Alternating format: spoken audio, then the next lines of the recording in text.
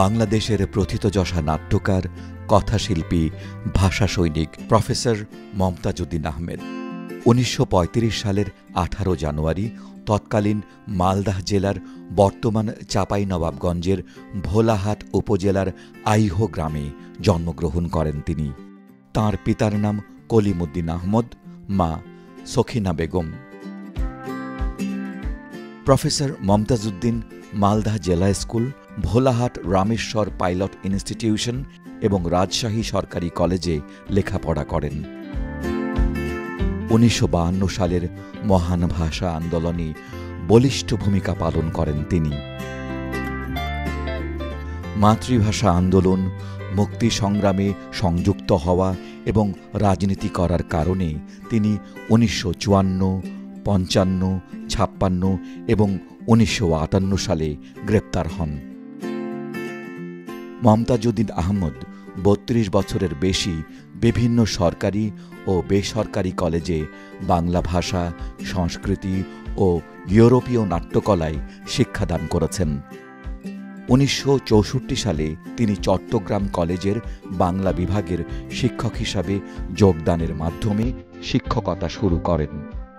তিনি জগন্নাথ বিশ্ববিদ্যালয়ের বাংলা বিভাগের অধ্যাপক এবং ঢাকা বিশ্ববিদ্যালয়ের নাট্যকলা ও সঙ্গীত বিভাগের খণ্ডকালীন অধ্যাপক হিসেবে শিক্ষকতা করেছেন।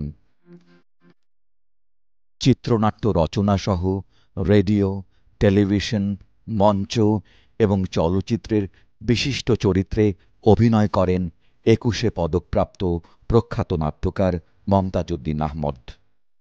তাঁর রচিত নাট্যসমূহের মধ্যে নাট্যত্রয়ী, হৃদয় ঘটিত ব্যাপার স্যাপার, স্বাধীনতা আমার স্বাধীনতা, কি চাহ শঙ্খ চিল, সাত ঘাটের কানাকড়ি উল্লেখযোগ্য।